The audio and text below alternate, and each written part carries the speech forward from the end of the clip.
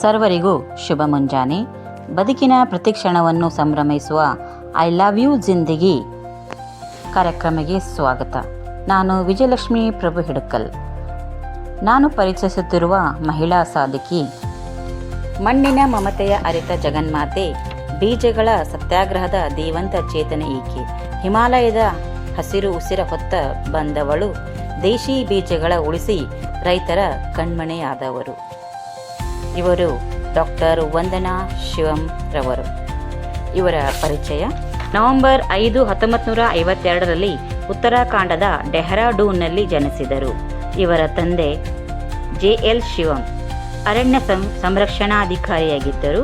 ಅರಣ್ಯಗಳ ಬಗ್ಗೆ ಮತ್ತು ಪರಿಸರ ಸಮತೋಲನದ ಬಗ್ಗೆ ಇವರಿಗಿದ್ದ ಜ್ಞಾನವು ವಂದನಾ ಅವರಿಗೆ ಬಾಲ್ಯದಿಂದಲೇ ಪರಿಸರದ ಪಾಠಗಳನ್ನು ಕಲಿಸಿತು.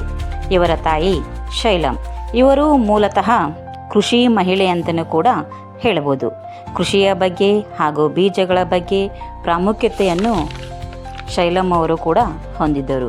ಇದರಿಂದ ಬೆಳೆಯುವ ಸಿರಿಯ ಮೊಳಕೆಯಂತೆಯೇ ತಂದೆ ತಾಯಿಯ ಪ್ರೇರೇಪಣೆಯಿಂದ ವಂದನಾ ಶಿವಂನವರು ಪ್ರಕೃತಿಯ ಬಗ್ಗೆ ಅರಿವನ್ನು ಬಾಲ್ಯದಿಂದಲೇ ಕಲಿಯುತ್ತಾ ಬಂದರು. ಇವರ ಶಿಕ್ಷಣ ಪ್ರಾಥಮಿಕ ಹಾಗೂ ಪ್ರೌಢಶಾಲಾ ಶಿಕ್ಷಣವನ್ನು ನೈನಿತಾಲ್ ಸೇಂಟ್ ಮೇರೀಸ್ ಕಾನ್ವೆಂಟ್ ಶಾಲೆಯಲ್ಲಿ ಮುಗಿಸಿದರು. ನಂತರ ಚಂಡೀಗಢದ ಪಂಜಾಬ್ ವಿಶ್ವವಿದ್ಯಾಲಯದಲ್ಲಿ ವಿಜ್ಞಾನದ ತತ್ವಶಾಸ್ತ್ರದಲ್ಲಿ MSc ಪದವಿಯನ್ನು ಕೂಡ ಪೂರ್ಣಗೊಳಿಸಿದರು. ಕೆನಡಾದ ವೆರ್ಸನ್ ವಾಂಟರಿಯಾ ವಿಶ್ವವಿದ್ಯಾಲಯದಿಂದ ಕಾಂಟ್ವಾನ್ ಥಿಯರಿ ವಿಷಯದಲ್ಲಿ ಡಾಕ್ಟರೇಟ್ ಪದವಿಯನ್ನು ಕೂಡ ಪಡೆದಿದ್ದರು. ಇವರನ್ನು ಪ್ರಕೃತಿಯ ಮಾತೆ ಅಂತ ಕೂಡ ಕರೀಬಹುದು. ಹಿಮಾಲಯದ ಹೆಣ್ಣು ಮಗಳು ಇವರು. ಮಣ್ಣಿನ ಮಮತೆಯ ಹೊತ್ತವರು. ಹಸಿರ ಉಸಿರನ್ನು ತಿಳಿಸಲೆಂದೇ ಜಗನ್ಮಾತೆಯಾದವರು. ಇವರ ಪ್ರಕೃತಿಯಲ್ಲಿ ಮಾಡಿರುವಂತಹ ಸಾಧನೆ ಆಗಿರಬಹುದು, ಹೋರಾಟ ಆಗಿರಬಹುದು, ನಮ್ಮ ದೇಶಕ್ಕೆ ಇವರು ಹೆಣ್ಮೆಯ ಕೊಡುಗೆ ಅಂತಲೇ ವಂದನಾ ಶಿವಂರವನ್ನು ಅರ್ಥಕೊಳ್ಬೋದು. ಇವರ ಸಾಧನೆ: ಇವರು ಪರಿಸರ ಸಂರಕ್ಷಣೆಗಾಗಿ ಅನೇಕ ಹೋರಾಟಗಳನ್ನು ಕೂಡ ಮಾಡಿದರು. ಚಿಪ್ಕೋ ಚಳುವಳಿಯ ಹೋರಾಟದ ಅಡಿಪಾಯ. ವಂದನಾ ಶಿವಂ ಅವರು ಪರಿಸರ ಪ್ರೇಮ ಕೇವಲ ಪುಸ್ತಕವಲ್ಲ, ಅದು ರಸ್ತೆಗೆ ಇಳಿದು ಮಾಡಿದ ಹೋರಾಟ. 1970ರ ದಶಕದಲ್ಲಿ ಉತ್ತರಾಖಂಡದ ಅರಣ್ಯಗಳನ್ನು ಕಡಿಯಲು ಬಂದ ಗುತ್ತಿಗೆದಾರರ ವಿರುದ್ಧ ಅಲ್ಲಿನ ಗ್ರಾಮೀಣ ಮಹಿಳೆಯರು ಮರಗಳನ್ನು ಅಪ್ಪಿಕೊಂಡು ನಿಂತರು. ಇದನ್ನು ಅಪ್ಪಿಕೋ ಚಳುವಳಿ ಎನ್ನಲಾಗುತ್ತದೆ.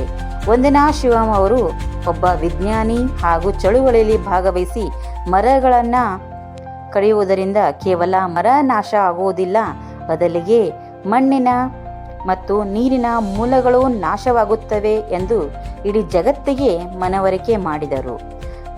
ಎರಡನೇದಾಗಿ ನವಧಾನ್ಯ ಆಂದೋಲನ ಮತ್ತು ಬೀಜ ಬ್ಯಾಂಕ್ಗಳು. ಇದು ಇವರ ಜೀವನದ ಅತಿ ದೊಡ್ಡ ಸಾಧನೆ ಅಂತಲೇ ಹೇಳ್ಬೋದು. 1987ರಲ್ಲಿ ನವಧಾನ್ಯ ಎಂಬ ಸಂಸ್ಥೆಯನ್ನು ಕೂಡ ಪ್ರಾರಂಭಿಸಿದರು. ಕಾರಣ, ಹಸಿರು ಕ್ರಾಂತಿಯ ನಂತರ ರೈತರು ಕೇವಲ ರಾಸಾಯನಿಕ ಗೊಬ್ಬರ ಮತ್ತು ಕಂಪನಿಗಳ ಬೀಜಗಳ ಮೇಲೆ ಅವಲಂಬಿತರಾಗಿದ್ದರು. ಅದಕ್ಕೋಸ್ಕರ ರಾಸಾಯನಿಕ ನವಧಾನ್ಯಗಳನ್ನಾಗಿರಬಹುದು, ಸಾವಯವ ಕೃಷಿಗಳನ್ನು ಮಾಡಿ ಇಡೀ ಜಗತ್ತಿಗೆ ತೋರಿಸಿಕೊಟ್ಟವರು. ಇವರು ದೇಶಾದ್ಯಂತ ಸಂಚರಿಸಿ 5,000ಕ್ಕೂ ಹೆಚ್ಚು ಹಳೆಯ ಪೌಷ್ಟಿಕವಾದ ಭತ್ತದ ತಳಿಗಳನ್ನು ಸಂಗ್ರಹಿಸಿದರು. ರೈತರಿಗೆ 150ಕ್ಕೂ ಹೆಚ್ಚು ಬೀಜ ಬ್ಯಾಂಕ್ಗಳನ್ನು ತೆರೆದರು. ರೈತರು ಬೀಜಗಳಿಗಾಗಿ ಕಂಪನಿಗಳ ಮುಂದೆ ಕೈ ಚಾಚುವ ಬದಲು ಒಬ್ಬ ರೈತ ಇನ್ನೊಬ್ಬ ರೈತನಿಗೆ ಬೀಜ ಹಂಚುವ ಬೀಜ ಸಾರ್ವಭೌಮತ್ವವನ್ನು ಕೂಡ ಇವರು ಸ್ಥಾಪಿಸಿದರು. ಅಂತಾರಾಷ್ಟ್ರೀಯ ಪೇಮೆಂಟ್ ಸಮರ. ಭಾರತ ಜೈವಿಕ ಸಂಪತ್ತನ್ನು ವಿದೇಶಿ ಕಂಪನಿಗಳು ಕಾಯ್ದುದನ್ನು ಇವರು ತಡೆದರು. ಬಾಸ್ಮತಿ ಅಕ್ಕಿ. ಅಮೆರಿಕ ಕಂಪನಿಯೊಂದು ಬಾಸ್ಮತಿ ಅಕ್ಕಿಯನ್ನು ತನ್ನ ಆವಿಷ್ಕಾರ ಎಂದು ಪೇಟೆಂಟ್ ಪಡೆದಿತ್ತು. ವಂದನಾ ಶಿವ ಅವರು ಬಾಸ್ಮತಿ ಭಾರತದ ಸಾವಿರಾರು ವರ್ಷಗಳ ಇತಿಹಾಸ ಎಂದು ಕೋರ್ಟಿನಲ್ಲಿ ಸಾಬೀತುಪಡಿಸಿದರು. ಈ ಪೇಟೆಂಟ್ ಅನ್ನು ರದ್ದು ಕೂಡ ಗೊಳಿಸಿದರು. ತದನಂತರ ಬೇವಿಗೆ ಕೂಡ ಪೇಟೆಂಟ್ ಅನ್ನು ಹಾಕಲಾಯಿತು. ಬೇವಿಗೆ ಕ್ರಿಮಿನಾಶಕ ಗುಣವಿದೆ ಎಂದು ವಿದೇಶಿ ಕಂಪನಿ ಪೇಟೆಂಟ್ ಪಡೆದಾಗ, ನಮ್ಮ ಅಜ್ಜಿ ಕಾಲದಿಂದಲೂ ನಮಗೆ ಇದು ಗೊತ್ತು, ಇದು ನಮ್ಮ ಸ್ವತ್ತು ಎಂದು ಹೋರಾಟವನ್ನು ಕೂಡ ಮಾಡಿ ಬೇವಿನ ಗಿಡಗಳನ್ನು ಪ್ರತಿಯೊಂದನ್ನು ಸಂರಕ್ಷಣೆಯನ್ನು ಮಾಡಿದವರು. ಪರಿಸರ ಸ್ತ್ರೀವಾದ. ವಂದನಾ ಶಿವ ಅವರ ಪ್ರಕಾರ ಪ್ರಕೃತಿ ಮತ್ತು ಮಹಿಳೆ ಇಬ್ಬರೂ ಸೃಜನಶೀಲರು ಮತ್ತು ಪೋಷಕರು. ಮಹಿಳೆಯರು ಪ್ರಕೃತಿಯನ್ನು ಹೆಚ್ಚು ಪ್ರೀತಿಸುತ್ತಾರೆ. ಮತ್ತು ಅರ್ಥ ಮಾಡಿಕೊಳ್ಳುತ್ತಾರೆ. ಹಾಗಾಗಿ ಪರಿಸರ ಸಂರಕ್ಷಣೆಯಲ್ಲಿ ಮಹಿಳೆಯರೇ ಮುಂಚೂಣಿಯಲ್ಲಿರಬೇಕು ಎಂಬುದು ಇವರ ವಾದವಾಗಿತ್ತು. ಈ ಸಿದ್ಧಾಂತವು ಇಡೀ ಜಾಗತಿಕವಾಗಿ ಮನ್ನಣೆಯನ್ನು ಪಡೆದಿದೆ ಅಂತ ನಾವು ಹೇಳ್ಬೋದು. ಇವರ ಸಾಧನೆಗೆ ಅನೇಕ ಪ್ರಶಸ್ತಿಗಳನ್ನು, ಕೊಡುಗೆಗಳನ್ನು ಇಡೀ ನಮ್ಮ ದೇಶಾದ್ಯಂತ ಕೂಡ ನೀಡಿದ್ದಾರೆ. ಪರ್ಯಾಯ ನೊಬೆಲ್ ಪ್ರಶಸ್ತಿಯನ್ನು 1993ರಲ್ಲಿ ಪರಿಸರ ಮತ್ತು ಸಾಮಾಜಿಕ ನ್ಯಾಯಕ್ಕಾಗಿ ಇವರಿಗೆ ರೈಟ್ ಲೈವ್ಲಿಹುಡ್ ಪ್ರಶಸ್ತಿಯನ್ನು ದೊರೆಯಿತು. ಕಿಡ್ನಿ ಶಾಂತಿ ಪ್ರಶಸ್ತಿ 2010ರಲ್ಲಿ ಅಹಿಂಸಾತ್ಮಕ ಹೋರಾಟಕ್ಕಾಗಿ ಈ ಗೌರವ ಕೂಡ ಇವರಿಗೆ ಸಲ್ಲುತ್ತದೆ. ಭಾರತಕ್ಕೆ ಕೊಡುಗೆ. ಇವರು ಭಾರತದ ಸಾಂಪ್ರದಾಯಿಕ ಕೃಷಿಯನ್ನು ಮತ್ತು ಆಧುನಿಕ ವಿಜ್ಞಾನದೊಂದಿಗೆ ಬೆಸೆದರು. ರಾಸಾಯನಿಕ ಮುಕ್ತ ಸಾವಯವ ಆಹಾರದ ಮಹತ್ವವನ್ನು ಜನರಿಗೆ ತಿಳಿಸಿದರು.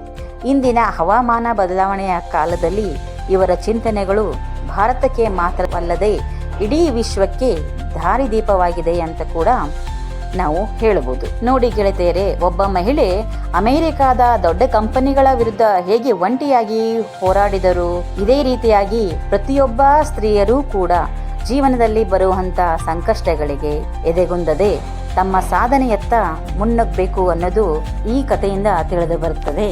ಮಣ್ಣನ್ನು ಮಮತೆಯಿಂದ ಪೂಜಿಸೋಣ, ಹಸಿರನ್ನು ನಮ್ಮ ಉಸಿರಾಗಿಸೋಣ, ಪ್ರಕೃತಿಯನ್ನು ಪ್ರೀತಿಸುತ್ತಾ ಸದಾ ಸಂಭ್ರಮದಿಂದ ಐ ಲವ್ ಯು ಜಿಂದಗಿ ಎನ್ನುತ್ತಾ ಜೀವನವನ್ನ ಸಾಗಿಸೋಣ. ಧನ್ಯವಾದಗಳು.